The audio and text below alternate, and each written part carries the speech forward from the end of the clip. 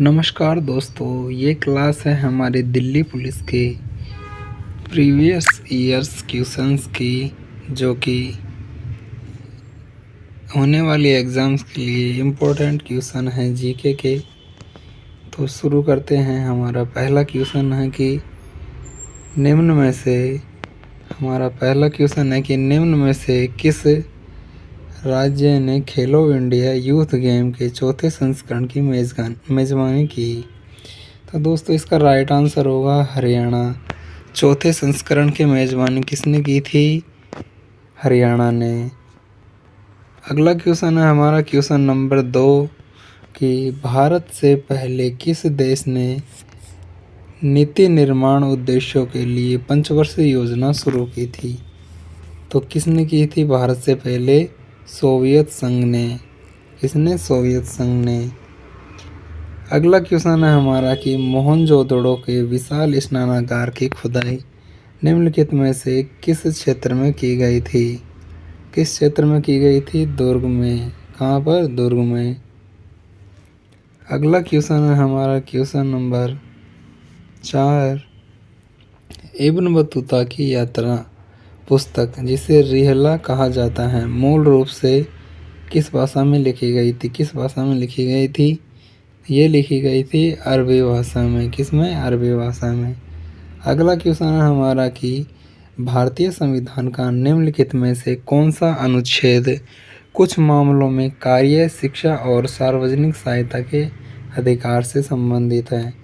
कौन सा अनुच्छेद कुछ मामलों में कार्य, शिक्षा और सार्वजनिक सहायता के अधिकार से संबंधित है? बताओ कौन सा अनुच्छेद? इसका राइट आंसर होगा अनुच्छेद 41। कौन सा? अनुच्छेद 41। अगला क्वेश्चन है हमारा क्वेश्चन नंबर 6 कि भारतीय संसद ने 2002 के 86वें संविधान संशोधन अधिनियम को मंजूरी दी थी, जो कि कितने वर्ष के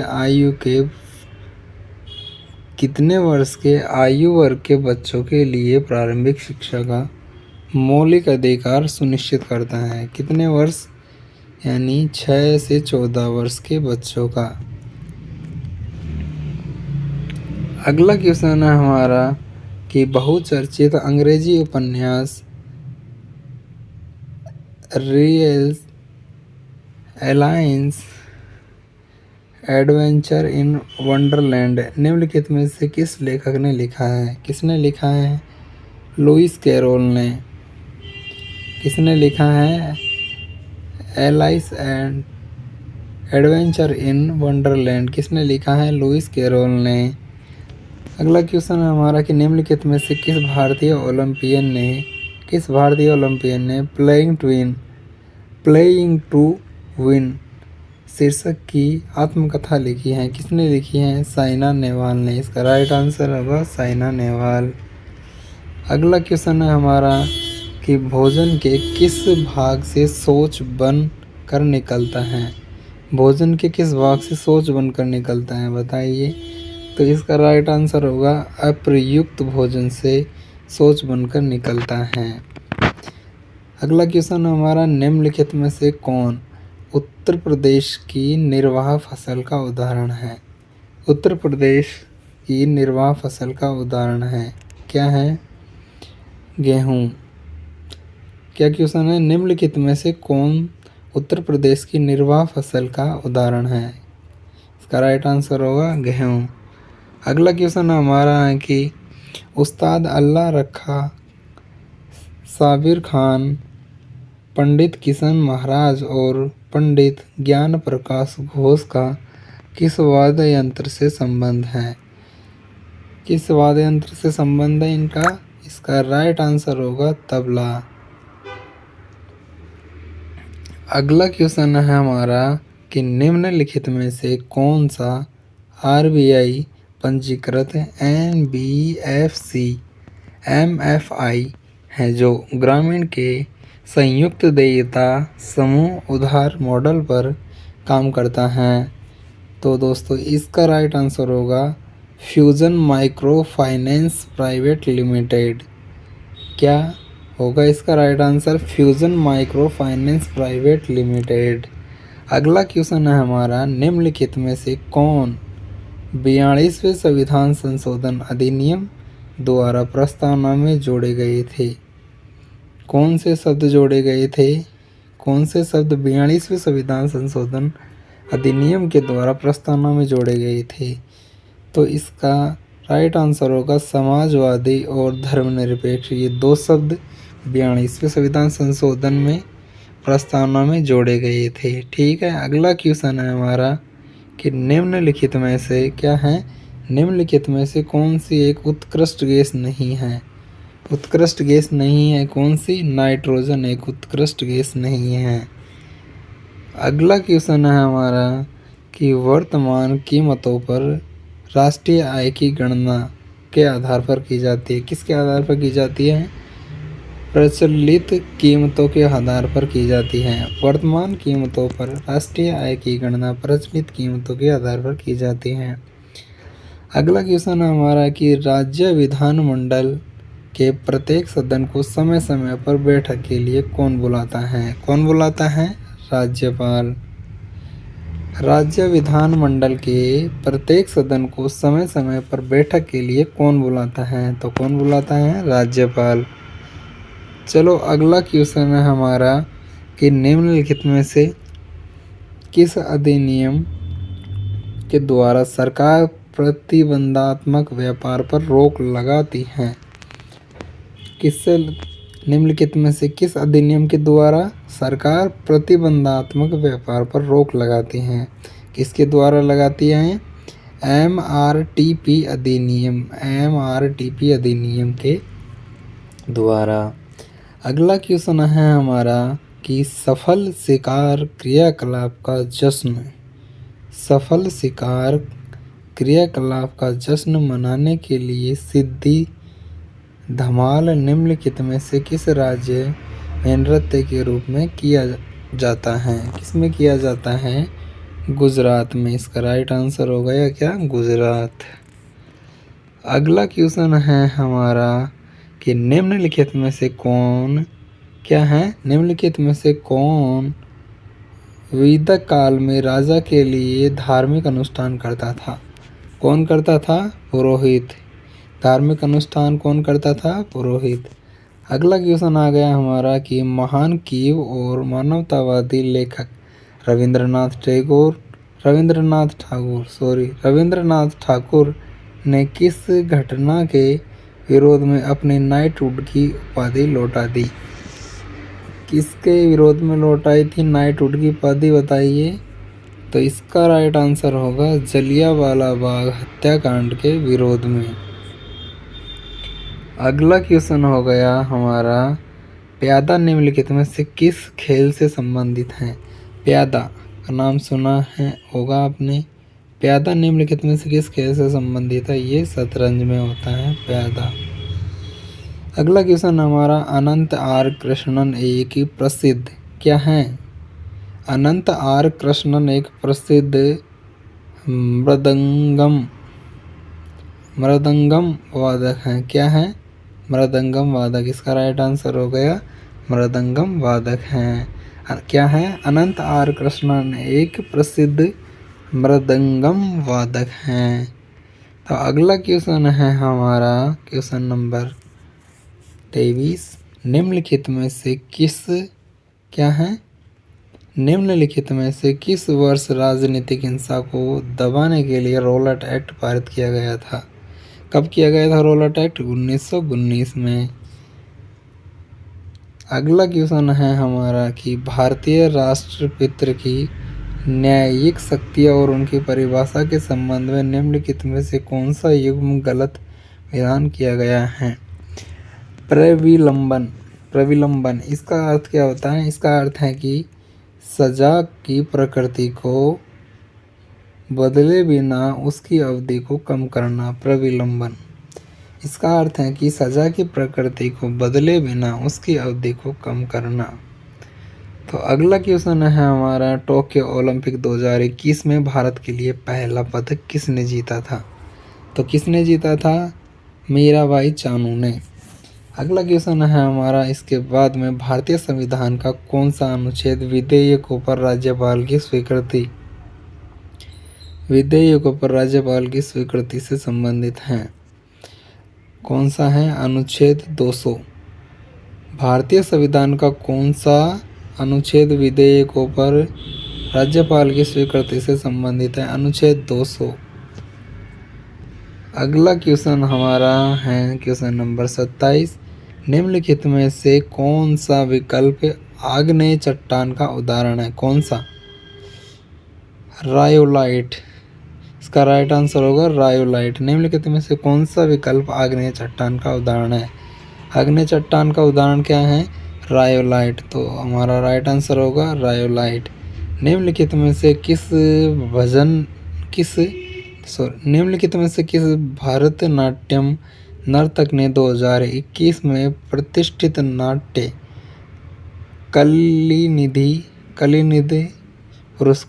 कलानिधि पुरस्कार प्राप्त किया है? चित्रा विश्वेश्वरन ने। ठीक। अगला क्वेश्चन हमारा है कि दृक पंचांग के अनुसार महाशिवरात्रि कब मनाई जाती है? माघ कृष्ण पक्ष चतुर्दशी को। कब मनाई जाती है? माघ कृष्ण पक्ष चतुर्दशी को। दृक पंचांग के अनुसार महाशिवरात्रि कब मनाई जाती है?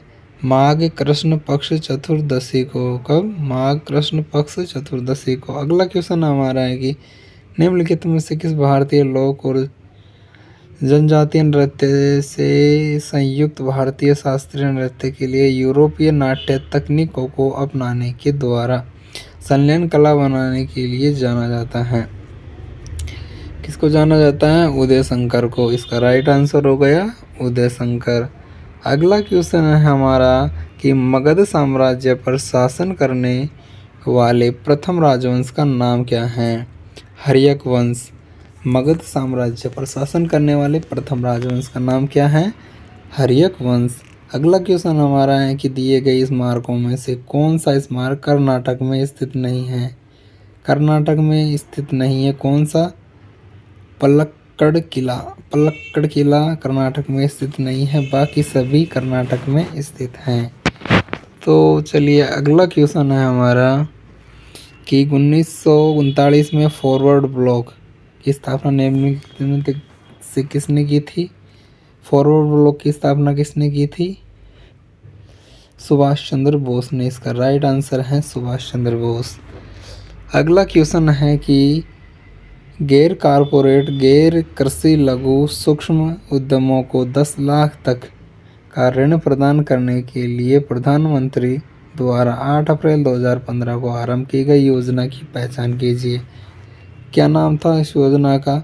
प्रधानमंत्री मुद्रा योजना। ठीक। चलिए अगले क्वेश्चन पर चलते हैं कि निम्नलिखित में से किस क्षेत्र में वर्ष में सर्वाधिक वर्षा होती है? किस क्षेत्र में सर्वाधिक वर्षा होती है? शिलांग में। इसका राइट आंसर हो गया शिलांग। क्या हो गया? शिलांग। ठीक। चलिए अगला क्वेश्चन पर चलते हैं कि किस आयु वर्ग के बच्चों को शैक्षिक अवसर प्रदान करना माता पिता का मौलिक कर्तव्य है? कौन से आयु वर्ग के बच्चों का? 6 से 14 वर्ष के बच्चों को शैक्षिक अवसर यानी उनको पढ़ाना अनिवार्य है। माता पिता का ये मौलिक कर्तव्य है। ठीक। अगला क्वेश्चन पर चलते हैं। निम्नलिखित में से प्रधानमंत्री कौन था जब नई आर्थिक नीति के भाग के रूप में वैश्वीकरण नीति प्रस्तुत की गई थी? कौन था? पीवी नरसिम्हा राव। इसका राइट आंसर हो गया पीवी नरसिम्हा राव। IBA अगला क्वेश्चन है, IBA महिला विश्व कप मुक्केबाजी चैंपियनशिप 2023 की मेजबानी किस देश ने की थी? भारत ने। इसका राइट आंसर हो गया भारत। चलिए अगले क्वेश्चन पर चलते हैं कि भरतनाट्यम की उत्पत्ति निम्नलिखित में से किस राज्य से हुई है? भरतनाट्यम तमिलनाडु। कहाँ से? तमिलनाडु से। राष्ट्रीय जलमार्ग 10, राष्ट्रीय जलमार्ग 10 NW national water highway NW10 किस राज्य में स्थित है? कहाँ पर स्थित है? महाराष्ट्र में। राष्ट्रीय जलमार्ग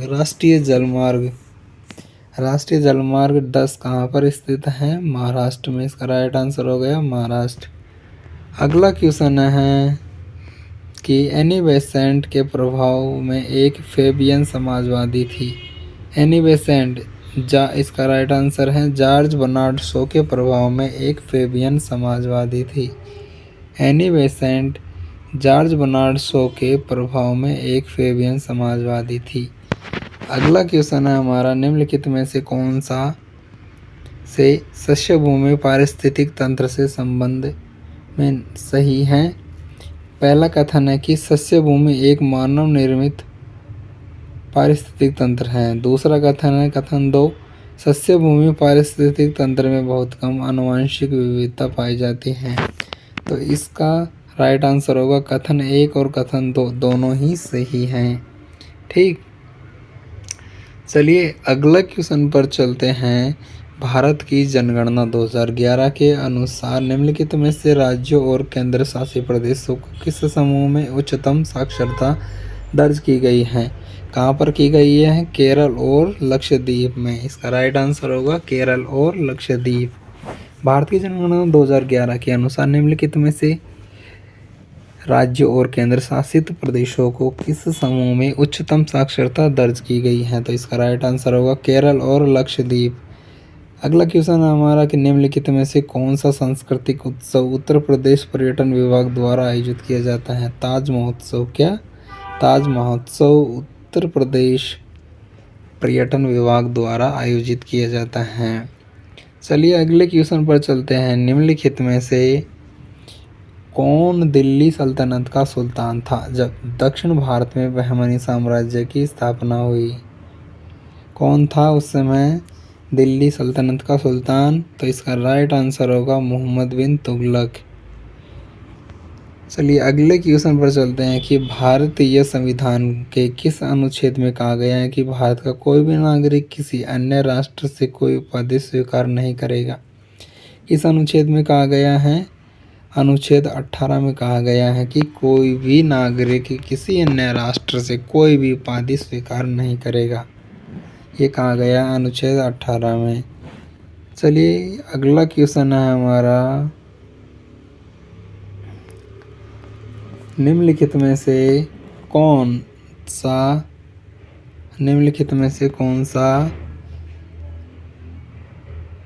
कौन से पंचवर्षीय योजनाओं के लक्ष्य हैं? विकास, आधुनिकीकरण, समता और आत्मनिर्भरता।